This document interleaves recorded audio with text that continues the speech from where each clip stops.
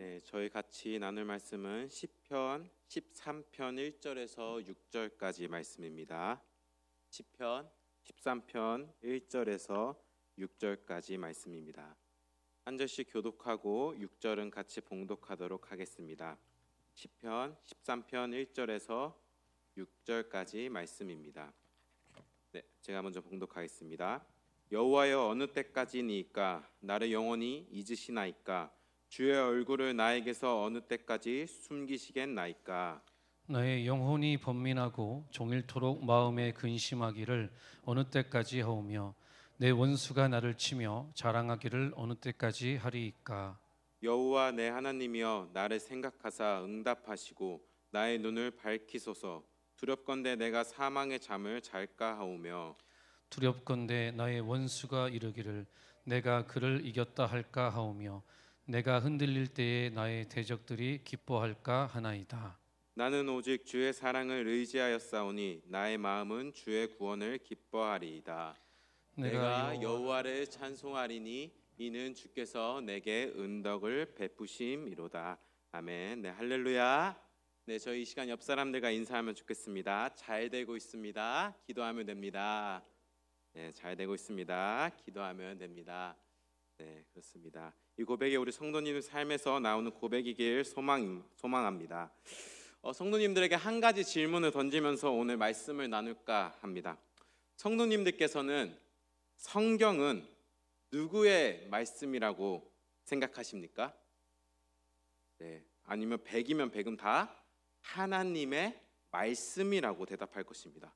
맞습니다. 저희가 가지고 있는 성경은 하나님의 말씀입니다. 특히 구약 성경을 보면 인간을 향한 하나님의 목소리가 가득 차 있는 것을 볼 수 있습니다. 네, 이제 PPT 띄워줄까요? 저희가 가지고 있는 구약 성경이 다음과 같이 배치되어 있습니다. 모세오경, 창세기부터 이제 신명기까지, 그다음에 여호수아부터 에스더와 에스라까지 역사서가 있고 시가서, 예언서, 이렇게 성경이 이렇게 구성되어 있는데 특히 이 중에서 모세오경이나 예언서에 자주 나오는 구절이 있습니다. 그게 무엇이냐면 여호와께서 말씀하시되 하나님이 이르시되 라는 단어가 많이 나옵니다. 이렇게 하나님 입술에서 나오는 말씀을 기록한 문서가 현재를 살아가는 저희에게도 책으로 있죠. 그게 바로 성경입니다. 그래서 어느 누구도 이 성경을 보면서 이게 하나님의 말씀이겠어 라고 의심을 가진 사람이 단 한 사람도 없을 것입니다. 근데 이와 반대로 이 구약 성경에서 좀 독특한 성경이 있습니다. 바로 인간을 향한 하나님의 목소리보다 하나님을 향한 인간의 목소리가 더 많은 책이 있습니다. 그 책이 바로 시가서라는 책입니다. 시가서에는 시편, 우리가 계속 수요예배다 본문은 욥기도 있고 잠언, 전도서, 아가서가 있습니다. 특히 이 시가서 중에 시편 말씀은 철저히 인간의 목소리로만 가득 차 있습니다. 그래서 인간의 목소리로 가득 찬 시편을 보다 보면 또 무엇을 볼 수 있냐면 다양한 인간의 감정도 볼 수가 있습니다.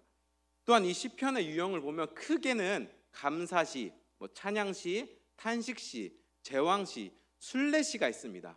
성도님들이 생각하기엔 이 5가지 중에 어떤 시편의 유형이 더 많을 것 같습니까? 감사시일 것도 나오고 찬양시도 나오는데 가장 많이 나오는 시는 바로 이 가운데 있는 탄식시가 가장 많이 있습니다. 자, 이렇게 보면 시편 말씀은 하나님의 목소리보다 인간의 목소리가 훨씬 더 많이, 인간의 목소리로만 가득 차 있습니다. 그리고 가장 많은 분량을 차지하고 있는 시가 감사시나 찬양시도 아닌 탄식시가 가장 많다는 것입니다. 그러면 저희에겐 이런 질문이 던져집니다. 이렇게 구성된 시편 말씀이 현재를 살아가는 저희들에게 어떻게 성경으로 인정받을 수 있냐는 것이죠. 그 이유에 대해서 저희가 오늘 탄식시에서 가장 대표되는 시편 13편 말씀과 시편의 또 전체적인 구조를 보면서, 흐름을 보면서 알아가 보도록 하겠습니다. 먼저 저희가 오늘 읽은 이 시편 13편은 시편을 가장 많이 기록한 다윗이 쓴 시입니다. 다윗은 시편 13편에 이렇게 고백합니다. 저희 같이 읽어보겠습니다. 시작. 여호와여 어느 때까지니까 나를 영원히 잊으시나이까 주의 얼굴을 나에게서 어느 때까지 숨기시겠나이까 나의 영혼이 번민하고 종일토록 마음에 근심하기를 어느 때까지 하오며 내 원수가 나를 치며 자랑하기를 어느 때까지 하리이까 라고 합니다. 지금 다윗이 하나님께 부르짖고 있습니다. 또한 이 다윗이 한 말을 보면 다윗의 상황이 순탄치가 않다는 것을 저희가 새삼 느낄 수 있습니다. 그럼 다윗은 어떤 상황에 놓여져 있냐는 것이죠. 크게 두 가지로 추측을 할 수 있습니다. 먼저 첫 번째로는 사울 왕에게 쫓겼을 때의 상황, 아니면은 아들 압살롬에게 쫓겼을 때의 상황, 두 가지로 보고 있습니다. 그 이유는 그 시편 13편을 보면 지금 다윗이 대적들, 그 원수들에게 쫓기는 것처럼 보입니다. 다윗의 인생 중에서 다윗에게 원수, 다윗을 쫓는 사람을 대표적으로 크게 두 인물로 볼 수 있는데 화면에 나온 것 같이 사울 왕과 또한 아들 압살롬이 있습니다. 지금 다윗이 사울 왕에게 쫓기는 건지 아니면 아들 압살롬이 반역해서 그 압살롬에게 쫓기는 건지는 정확히는 알 수가 없습니다. 근데 분명히 알 수 있는 것은 다윗은 지금 굉장히 긴급하고 어려운 상황에 놓여져 있다는 것입니다. 그래서 저희가 읽은 이 1, 2절에만 다윗이 나를 영원히 잊으셨나이까 어느 때까지 어느 때까지 어느 때까지 총 4번 반복합니다. 다윗이 지금 4번이나 뭐라고 얘기하는 거냐면 하나님 언제까지 쫓겨야 됩니까? 언제까지 쫓겨야 됩니까?를 4번이나 반복하고 있는 것입니다. 다윗이 이렇게 말하는 이유는 자신이 겪고 있는 이 어려움이 너무 길고 너무 고통스러워서 마치 끝나지 않을 것처럼 느껴졌기 때문에 이렇게 말하는 거죠. 하나님 어느 때까지입니까? 지금 다윗은 자신의 서러움, 어려움, 불만을 쏟아놓고 있는 것입니다. 저도 이와 비슷한 경험을 한 적이 있습니다. 바로 군대에 있을 때입니다. 군대에 있을 때 군인들이 가장 많이 하는 말이 무엇이냐면 언제 전역하냐? 언제 집 가냐? 이 말을 정말 많이 합니다. 아마 여기서 저보다 군 생활을 적게 하신 분은 없으실 것 같은데 저는 21개월을 했고 요즘 18개월을 하고 있습니다. 네. 그 군대 안에 있으면 시간이 정말로 안 갑니다. 아마 남자 우리 장로님이나 우리 집사님들, 권사님들 좀 공감하실 텐데 뭔가 끝날 것 같으면서도 끝나지가 않습니다. 그 시간은 가고 하루는 가지만 끝나지 않을 것 같은 상황 속에서 저희 군인들은 항상 이렇게 얘기합니다. 언제 전역하지? 언제 끝나지? 이런 군인들뿐만 아니라 저희도 우리 모든 성도님들이 비슷한 상황을 경험했습니다. 바로 코로나19 상황일 것입니다. 본격적으로 코로나가 대한민국에 시작되었을 때 위험으로 다가왔을 때가 2020년 1월이었고 마스크를 온전히 해제했을 때가 2023년 3월 20일이었습니다. 곧 약 3년 동안 코로나가 유행했습니다. 끝날 듯 하다가 다시 유행하고 끝날 듯 하다가 다시 유행하고 그렇게 코로나는 끝날 듯 말 듯을 계속 반복했습니다. 이런 코로나로 인해 저희들의 일상은 정말 어려웠습니다. 의료, 경제, 교육, 사회 등 모든 분야에서 어려움을 겪었고 특히 교회에서는 주일에 모여서 예배를 드려야 되는데 온라인으로 예배를 드려야 되는 초유의 사태까지 벌어졌습니다. 아마 이 코로나 시기를 보냈을 때 많은 그리스도인들이 이렇게 생각하고 이렇게 기도했을 것입니다. 하나님 언제까지입니까? 코로나 언제 끝나는 것입니까? 우리가 다시 언제 모입니까? 코로나가 언제까지 저희를 괴롭히게 이렇게 두실 것입니까? 라고 기도했던 성도님들이 적지 않을 것입니다. 그렇게 끝날 듯 하다가 다시 유행하는 코로나로 인해 저희들은 많은 어려움을 겪었습니다. 근데 다윗의 상황은 어쩌면 저희가 겪었던 그 코로나 상황보다는 더 어려웠을 것입니다. 먼저 저희가 크게 두 가지 상황을 생각해 봤습니다. 첫 번째로는 우리가 사울에게 쫓기는 상황을 가정해 보면 좋을 것 같습니다. 이때가 다윗이 젊었을 때입니다. 다윗은 사울 왕에게 하루 이틀도 아니고 수십 년 동안 쫓기며 삽니다.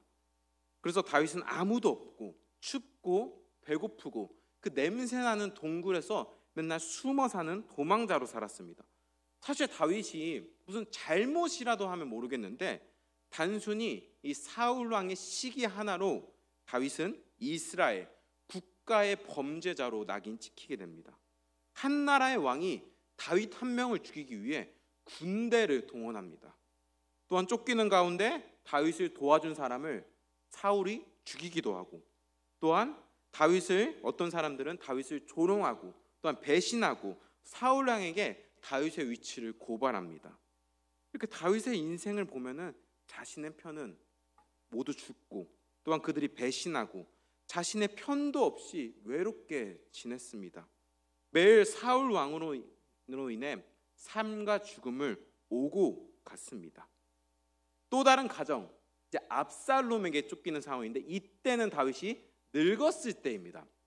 다윗이 왕이 되었을 때인데 다윗이 왕이 된 이후에 이 아들 압살롬이 아버지 그 다윗에게 반역을 일으킵니다. 아버지를 죽이고 자신이 왕이 되려고 합니다. 그 소식을 들은 다윗이 어떻게 되냐면 성경을 보면 왕인데 맨발로 도망갔다고 나옵니다. 또 도망자의 인생을 사는 것입니다. 그러니까 다윗의 인생을 보면 참 인생의 나고작처럼 보입니다. 끊임없는 고난이 다윗을 계속 쫓아옵니다.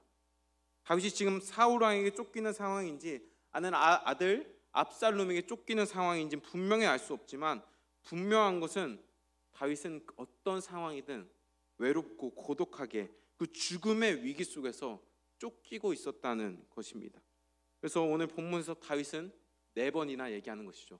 하나님 어느 때까지입니까?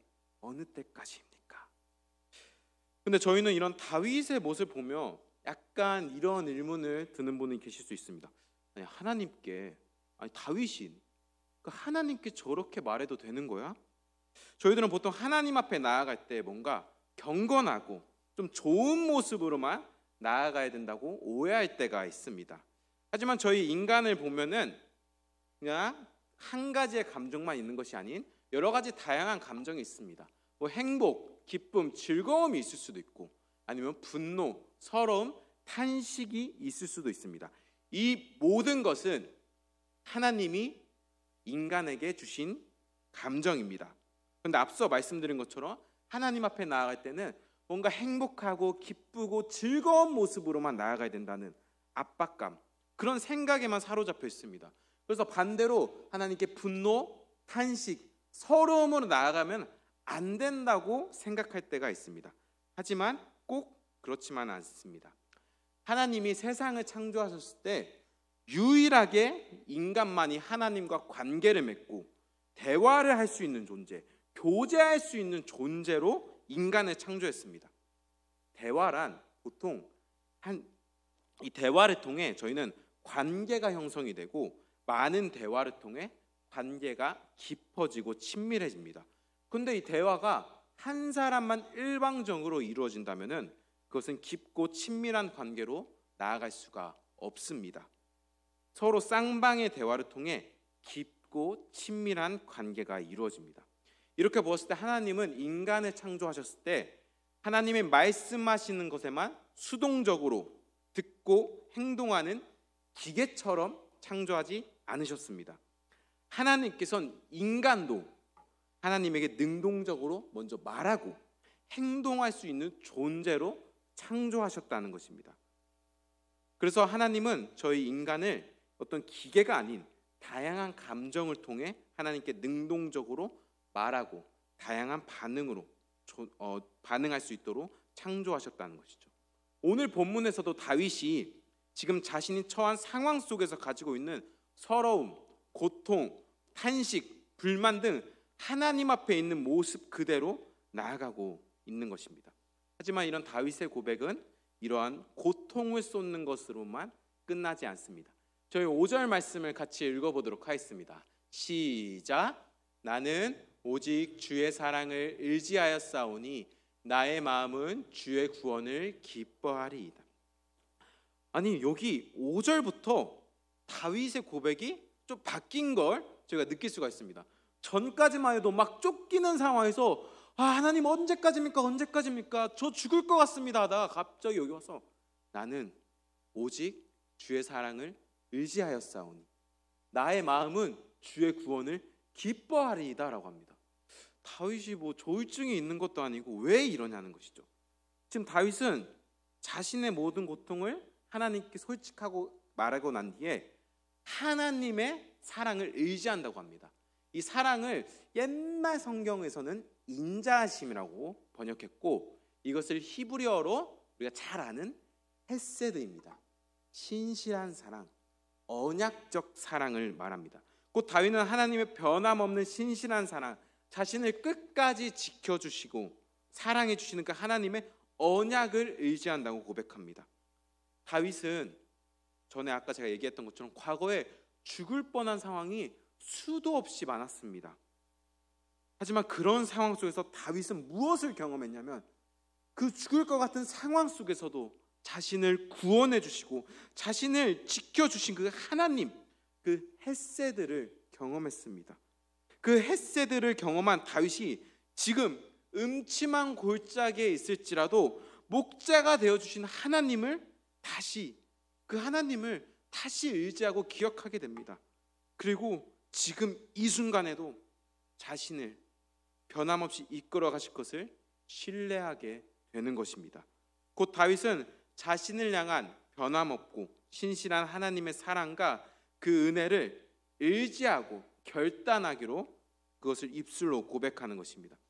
그렇게 하나님의 사랑을 기억했을 때 다윗의 마음에는 더 이상 분노나 괴로움과 고통이 아닌 자신을 구원해 주실 것이라는 하나님을 향한 믿음 또한 기쁨이 넘치게 됩니다.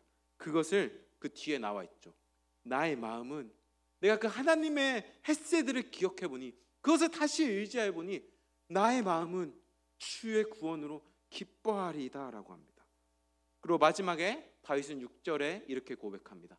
내가 여호와를 찬송하리니 이는 주께서 내게 은덕을 베푸심이니이다. 다윗은 하나님의 신실하심과 구원을 경험했고 앞으로도 인도하실 것을 신뢰했기에 다윗은 하나님을 찬송하며 이 시편 13편을 마무리합니다. 저희가 오늘 본 이 시편 13편을 통해 저희는 크게 두 가지를 적용할 수 있습니다. 첫 번째는 하나님께 숨김없이 나아가기입니다. 오늘 본 것처럼 다윗은 자신의 고통, 아픔을 숨김없이 솔직하게 하나님께 말한 것을 볼 수 있습니다. 저희가 많이 오해할 때가 있습니다. 하나님은 오히려 우리들의 어떠한 꾸밈보다, 어떠한 척보다는 내가 가지고 있는 모습 그대로 나아오길 원하십니다. 그 모습이 설령 분노, 아픔, 탄식, 부족한 모습이라도 말이죠. 이 자리에 자녀를 키워보신 부모님들이라면 그 마음을 좀 공감할 것입니다. 부모는 자녀의 모든 것을 알고 싶어 합니다. 저희 어머님이 맨날 전화 와서 저에게 질문을 합니다. 왜 질문하는지 잘 모르겠지만 부모님이 그게 있는 것 같아요. 자녀에 대해서 다 알고 싶어 합니다. 자녀가 요즘 어떤 고민하는지, 요즘 마음 상태가 어떤지, 얘가 요즘 필요한 게 무엇인지. 그때 부모가 자녀에게 정말 원하는 것은 잘 지내고 있어요, 괜찮아요 라는 어떤 형식적인 답변이 아닙니다. 요즘 이런 고민이 있어요, 마음이 조금 무거워요 와 같은 솔직한 답변을 듣고 싶을 것입니다. 비록 그 대답이 좋지 못할지라도 솔직하게 대답하는 그 자녀를 향해 꾸짖는 부모가 어디 있겠습니까? 하물며 우리 하나님도 저희가 어떤 모습으로 나오길 원하시겠습니까? 어떤 꾸밈, 척이 아니라 내 있는 모습 그대로 하나님께 나오길 원하십니다. 성도님들이 보시기에는 제가 항상 행복하고 기뻐하는 것처럼 보이십니까? 근데 한 분만 얘기해 주셨습니다. 제가 잠깐 저의 얘기를 하면, 제가 신학생 때 제가 절대로 힘든 내색을 내지 않고 억지로라도 항상 웃고 다녔습니다. 그래서 제 주일날 끝나면 여기 광대가 아팠습니다. 제가 평소에 웃상이 아닌데 맨날 네 이렇게 웃고 다녀가지고, 왜냐하면 제가 그때 신학생 때 저에게 많은 사람들이 이렇게 얘기했습니다. 김여성, 신학생처럼 행동해. 신학생처럼 행동해. 글쎄 신학생처럼 행동하는 게 뭔지 모르겠습니다. 저는 아직도. 네. 그래서 저는 그 항상 힘든 모습을 뒤로하고 계속 웃고 괜찮은 척을 했습니다. 근데 이게 문제가 무엇이냐면, 하나님께 나아갈 때도 제가 가지고 있는 그 아픔이나 분노, 탄식을 다 숨기고 괜찮은 척, 경건한 척 하나님께 기도했다는 것입니다. 왜냐하면 그런 모습은 하나님이 기뻐하시지 않을 거야. 그런 모습이 저에게는 뭔가 하나님께 부끄러웠기 때문입니다. 그리고 제 마음속에는 항상 신학생처럼 행동해 라는 이 말이 때문에 하나님 앞에 약한 모습으로 아닌 담대한 모습으로만 나아야 된다는 그런 압박감도 있었습니다.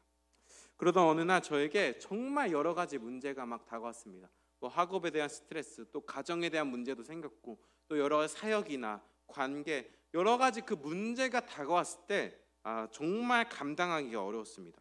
이에 대해서 누구와 상의하기도 어렵고, 그런 상황 속에서 제가 했던 것은 그냥 하나님 앞에 솔직하게 제 있는 모습 그대로 나아갔다는 것입니다. 그때 하나님께 엎드려서 정말 저의 서러움, 분노, 아픔, 상처를 하나님께 다 쏟아낸 것이죠. 감사하게도 하나님은 저에게 뭐 실망하거나 혼을 내진 않았습니다. 하나님은 저를 잘 알고 계셨고, 저의 모습 그대로, 저의 연약함 그대로, 솔직함 그대로 나오는 것을 기뻐하시고 그것을 받아주셨습니다. 하나님은 저에게 혼을 내거나 꾸짖기보단 계속 얘기한 것처럼 제 모습 그대로, 제 감춰진 모습이 아닌 하나님께 솔직하게 나아가는 것을 기뻐하셨죠. 이처럼 하나님이 저희가 괜찮은 척, 뭐 경건한 척 하면서 나오는 걸 원하지 않습니다. 사실 하나님 다 알고 계십니다. 근데 하나님이 바라시는 것은 우리 성도님들이 가지고 있는 그 아픔이나 모습 그대로, 감정을 솔직하게 하나님께 나오는 것을 원하십니다. 바라기로 성도님들께서 갖고 있는 그 직분이 짐이 되지 않기를 원합니다. 직분에 얽매이지 않고 하나님의 진리 안에서 자유롭게 하나님께 나아가길 소망합니다. 또한 오늘 본문에서 이 다윗에게 있어서 가장 큰 고통이 무엇이냐면, 하나님께 버림받은 것 같은 그 느낌이 가장 고통스러웠습니다. 왜냐하면 다윗이 지금 겪고 있는 고통 가운데 끝나지 않을 것 같고, 하나님이 조치도 취하지 않고 응답도 안 해주기 때문이죠. 다윗은 왠지 모르게 하나님이 멀어지게만 느껴졌을 것입니다. 다윗은 그런 감정도 하나님께 솔직하게 나아갑니다. 하나님 어디 계십니까? 어느 때까지입니까? 오스왈드 챔버스라는 목사님은 기도의 목적에 대해서 이렇게 말합니다. 기도의 목적은 응답이 아닌 하나님께 더 가까이 나아가는 것이다 라고 합니다. 그래서 하나님께서 기도의 응답이 없는 것은 하나님께 더 나아오라는 신호이며, 오히려 응답이 없는 기도는 하나님께 더 가까이, 더 나아오게 해준다고 합니다. 바로 하나님을 향한 울부짖는 기도, 하나님께 더 나아가게 한다는 것이죠. 오늘 다윗의 탄식의 기도가 그런 것입니다. 다윗의 탄식의 기도를 통해 다윗은 그 기도를 통해 하나님과 멀어지는 것이 아닌 하나님과 더 가까워지고 있고, 거기서 무엇을 발견합니까? 하나님의 헤세드, 그것을 기억하게 된다는 것이죠. 이어서 두 번째로는 우리가 기억해야 될 것은 하나님의 사랑과 헤세드를 기억해야 됩니다. 다윗이 그 깊은 탄식을 기도를 통해 하나님께 더 가까이 나아가서 기억했던 것은 하나님의 사랑, 그동안 나에게 베풀으셨던 그 헤세드를 기억하게 됩니다. 과거에 죽을 뻔한 상황 속에서도 수십 번, 수백 번, 수천 번 살려주신 그 하나님의 은혜, 그것을 기억한 것입니다. 그러자 다윗은 그 하나님께서 지금 이 어려운 순간에도 나와 함께 하시고 구원해 주실 것이라는 믿음을 가지게 됩니다. 그리고 6절에 다윗이 하나님을 찬양하는 것이죠. 제가 여기서 주목해서 봐야 될 게, 6절에서 다윗이 고백했을 때 상황이 달라진 게 하나도 없습니다. 여전히 다윗은 삶과 죽음 그 사이에서 계속 위태로운 상황에 있습니다. 그럼에도 다윗이 하나님을 찬양할 수 있는 이유는 신실하신 하나님께서 자신을 구원해 줄 거라는 믿음이 있었기 때문입니다. 현재를 살아가는 저희들에게도 시련과 어려움이 다가올 때가 있습니다. 그 어려운 순간에 저희가 하나님께 나아가 하나님이 나에게 베풀어 주셨던 헤세드, 그 신실한 사랑을 다시 기억하길 소망합니다. 저희들에게 있어서 그 신실한 사랑, 공통적인 사랑은 바로 무엇이겠습니까? 예수 그리스도의 십자가 사랑입니다. 저희를 구원하시기 위해 십자가에서 보혈을 흘리시고 부활하신 그 십자가를, 예수를 바라보길 소망합니다. 그 놀라운 사랑은 예수님께서는 어제나 오늘이나 미래에도 변함이 없으십니다. 그 사랑은 현재를 살아가는 저희 모두에게 역사하시며 이후에도 역사하십니다. 저희가 그 십자가 사랑, 헤세드를 바라보며 나아가길 소망합니다. 그렇게 될 때 다윗의 탄식의 소리가 찬양의 소리에 기쁨으로 바뀐 것처럼 저희들의 탄식도 기쁨과 찬양으로 바뀌게 될 줄 믿습니다. 마지막으로 저희가 가지고 있는 시편의 전체적인 구조를 보면 총 5권으로 이루어져 있습니다. 좀 흥미로운 게 있습니다.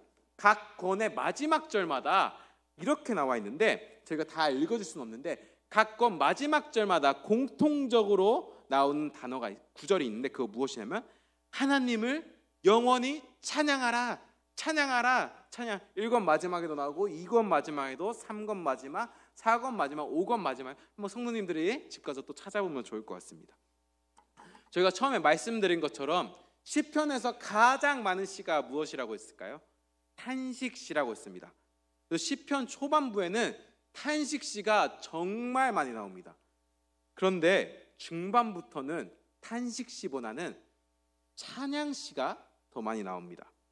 자, 이는 무엇을 의미하는 것일까요? 저희가 세상을 사랑하면서 많은 고통과 어려움을 겪을 것입니다. 저희들 입술에는 탄식밖에 나오지 않을 때가 많죠. 근데 그리스도인들은 시편 1편에 복 있는 사람은 그렇게 탄식으로만 끝나고 멈추는 것이 아니라 하나님의 헤세드, 신실하심을 바라보며 곧 하나님 나라 그 천국을 바라보며 나아가야 된다는 것이죠.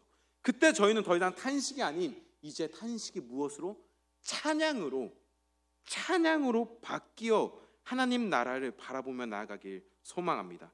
이것이 처음에 제가 얘기했던 시편이 인간의 소리로 가득 찬 시편이 성경으로 인정받을 수 있는 이유입니다. 시편 말씀은 우리가 하나님께 어떻게 반응할 것인가, 어떻게 나아갈 것인가, 더 나아가 우리들의 인생이 어디로 가야 되는지, 누구를 바라보며 나아가야 되는지 알려주는 것입니다. 시편에서는 다양한 감정들과 반응, 그 신앙의 성조들이 하나님께 나아가는 것을 볼 수가 있습니다. 이 시편을 보면 저희가 인간의 중심으로 이루어진 말씀 같지만 자세히 들여다보면 시편의 중심은 결국 점점 누구를 향해 가고 있냐? 하나님을 향해 나아가고 있습니다. 그 시편의 중심은 다 누구를 향해 가고 있다? 하나님을 향해 나아가고 있다는 것입니다. 사랑하는 성도님들, 혹시 삶에서 탄식밖에 나오지 않는 분이 계십니까?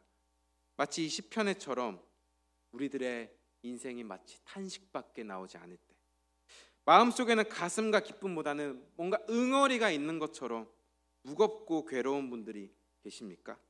오늘 이 시간 저희가 다윗의 시편을 기억하며 먼저는 하나님께 있는 모습 그대로 그 솔직하게 나아가길 소망합니다. 때론 하나님께서 응답하지 않으실 것 같고 역사하지 않을 것처럼 느껴질지라도 더 하나님께 나아오라는 신호로 생각해 하나님께 더 철저히 엎드려 나아가길 소망합니다. 그 기도를 통해 하나님과 더 가까워지고 그 가운데 하나님의 헤세드, 그 신실한 사랑을 다시 기억하는 시간이길 소망합니다. 그 하나님의 신실한 사랑은 지금도 앞으로도 성도님들 삶 가운데 동일하게 역사하십니다. 그것을 저희가 믿음으로 나아가길 소망합니다. 그래서 성도님들 입술에서 나오는 탄식이 찬양으로 바뀌어 하나님 나라, 그 천국을 기대하며 소망하며 나아가는 우리 부가영교회 성도님들이 되길 소망합니다. 저희가 마지막 날에 저희가 하나님 나라에 들어가 구원하신 그 어린 양 예수 그리스도를 영원토록 찬양하게 될 것입니다. 요한계시록에선 뭐라고 나와 있냐면 그곳에는 더 이상 눈물도 슬픔도 고통도 없다고 합니다. 그 나라는 각 나라 족속이 모여서 탄식하는 소리가 아닌 어떤 소리만 남게 되냐? 하나님을 찬양하는 소리만 남게 될 것이라고 말합니다. 성도님들께서 그 날이 기다려지지 않습니까? 저희가 비록 고통과 신음이 가득한 세상 속에서 살아가지만 저희는 하나님의 신실하신 사랑과 영원한 나라를 소망하며 오늘도 그 믿음으로 찬양하길 소망합니다.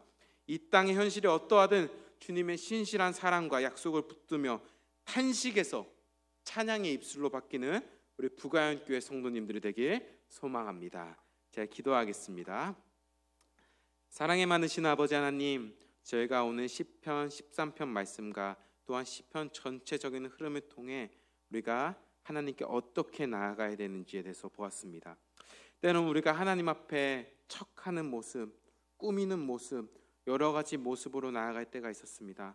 주님, 우리가 다윗과 같이 하나님께 꾸밈 없이 숨김 없이 나아갑니다. 나의 모습 그대로 주님께서 받아 주시옵소서. 또한 우리가 하나님께 더 가까이 나아가 하나님이 나에게 베풀어 줬던 헤세드, 그 사랑을 다시 기억하길 소망합니다. 그동안 나의 인생을 돌아보았을 때 어느 것 하나 주의 손길이 없었음을 이 시간에 고백하면서 나아가오니 주님의 신실하심이 오늘도 그 이웃 가운데도 우리 성도님들 삶 가운데 함께하여 주시옵소서. 지금도 살아계시고 우리 가운데 역사하시는 예수 그리스도의 이름으로 기도합니다. 아멘.